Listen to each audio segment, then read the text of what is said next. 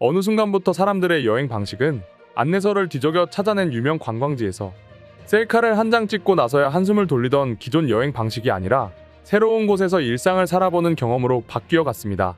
모두가 찾던 대표적인 관광지가 아닌 다양한 일상 장소들이 주목받기 시작한 것입니다. 그것은 한국을 좋아하는 외국인들 역시 마찬가지였는데요. 우리가 제주도에서 한 달 살기를 하듯 외국인들도 한국에서 일상을 꿈꾸고 있는 것이죠. 그리고 그런 외국인들이 감탄하는 것이 너무도 흔해 의식하지 못했던 한국의 일상 속의 아름다움이었습니다. 최근 해외 커뮤니티에는 한국에서 살고 있는 한 외국인이 찍은 사진 한 장이 공개되면서 화제가 되고 있었습니다. 그런데 뜻밖에도 사진 속의 모습은 화려한 야경이나 드넓은 한강, 도심 속의 고궁 같은 대표적인 관광 명소가 아닌 그저 외국인이 거주하고 있던 거주지의 뒷산 풍경이었습니다. 한국인의 입장에서는 별다를 것 없어 보이는 평범한 뒷산에서 산책을 하는 모습이었기에 뭐가 그리 놀라운지 의아하실 수도 있었지만 외국인들에겐 굉장히 색다르게 느껴진다고 하는데요. 해외에선 쉽게 찾아볼 수 없는 모습이었기 때문이죠. 실제로 외국에는 한국처럼 뒷산의 개념이 흔하지는 않습니다. 애초에 한국처럼 도심과 자연이 어우러진 지역은 쉽게 찾아볼 수 없었기에 그저 가벼운 차림으로 집을 나와 뒷산을 거닐며 여유를 즐기는 일상은 쉽게 즐길 수 없던 것이죠. 한국에는 대중교통을 타면 금방 갈 수 있는 북한산 국립공원 같은 곳을 해외에서 가려면 차로 몇 시간을 달려야만 겨우 만날 수 있었기에 외국인들이 한국의 일상적인 모습에 부러워하는 것은 어찌 보면 당연한 것 같은데요. 또한 외국인들이 사진을 보고 놀라워했던 것은 단순히 집 근처에 뒷산이 있다는 것만은 아니었습니다. 바로 깔끔하게 꾸며진 산책로가 있다는 것인데요. 실제로 글쓴이가 올린 사진을 보면 깔끔하게 다져진 산책로에 로프 난간까지 있는 것을 알 수 있습니다. 외국에서는 이처럼 등산객들을 위해 산길이 깔끔하게 펼쳐진 곳은 쉽게 찾을 수도 없고 그것이 더욱 유명한 등산 코스도 아닌 그저 집 근처의 뒷산이라는 것은 절대로 상상할 수 없다고 합니다. 때문에 외국인들은 한국의 평범한 뒷산에도 이처럼 놀라워하는 것이죠. 사진에 달린 댓글들만 살펴봐도 아니 무슨 동네 뒷산이 저렇게 깔끔하게 유지되고 있는 거야? 너무 부럽다. 저런 곳이 집 앞에 있으면 굳이 등산하러 다른 산을 찾아갈 필요가 없을 것 같다. 라는 반응들이 줄을 이루고 있었습니다. 저 외국인들의 반응처럼 실제로 현재 한국에선 등산을 즐기려는 외국인들이 많이 늘어나고 있습니다.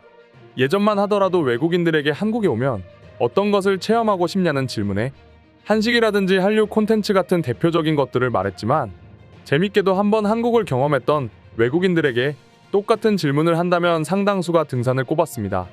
가장 최근인 지난 5월만 하더라도 서울시와 서울관광재단이 7개국 외국인 1092명을 대상으로 설문조사를 실시했는데요. 재단이 공개한 서울 등산 트레킹 관광 의향 조사에 따르면 의향 있음이 82.3%로 나타났습니다. 특히나 놀라운 것은 예전과는 다르게 과반수에 이르는 인원이 서울 도심에 산이 많다는 사실을 알고 있었다는 점이었습니다. 그만큼 한국의 등산이 유명해졌다는 것이죠.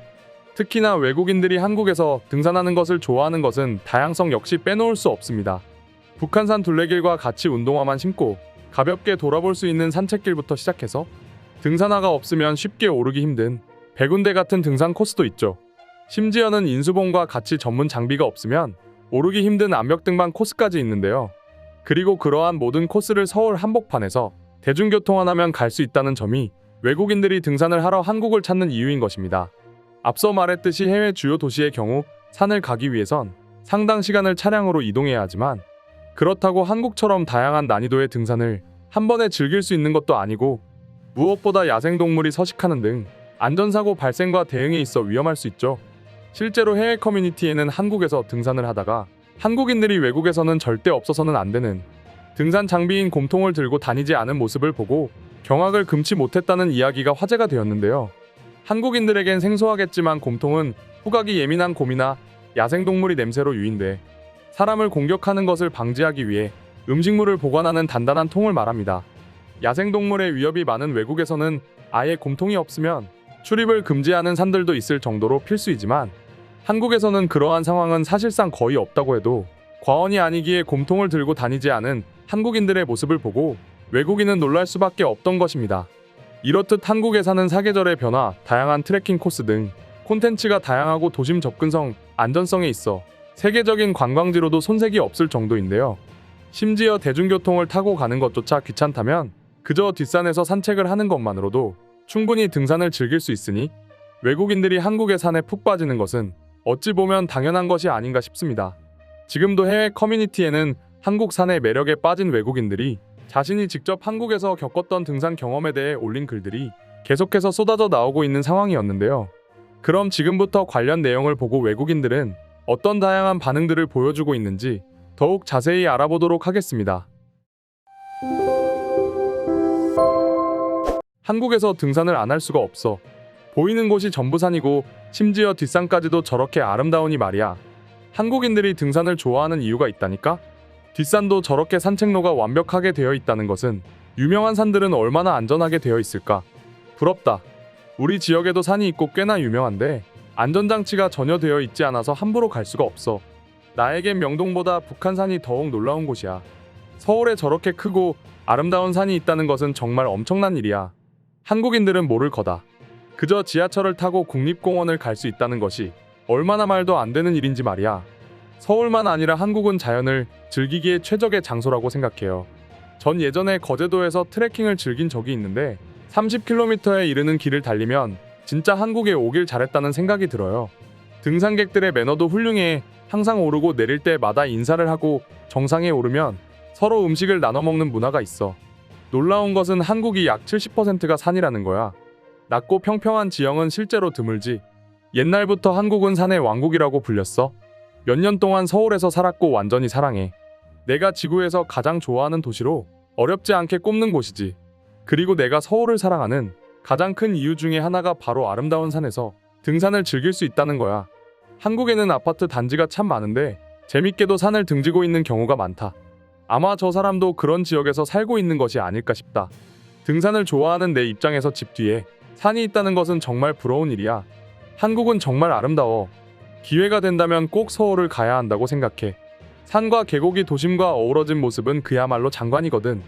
한국에 잠시 주둔했었어. 솔직히 그곳이 그리워. 언어를 제대로 익힌 적은 없지만 사람들이 친절하고 음식도 훌륭하고 자연환경도 아름다웠지. 한국에는 특이한 술게임이 있어. 바로 자신의 동네 근처에 산 이름을 대는 거지. 산이 얼마나 많으면 술게임으로 쓰겠어? 정말 끝도 없이 나오더라고. 나는 서울에 살고 있고 언제나 주말이 되면 대중교통을 타고 산에 간다. 주말만 되면 수많은 한국인들이 산을 오르는데 다들 정말 산을 사랑하는 것 같아. 나도 그들의 틈에 끼어 힘을 받고 가곤 했어. 오늘의 영상은 이것으로 마칠 텐데 영상이 유익하셨다면 구독과 좋아요, 알림 설정 한 번씩 부탁드리겠습니다. 다음 영상으로 찾아오겠습니다. 감사합니다.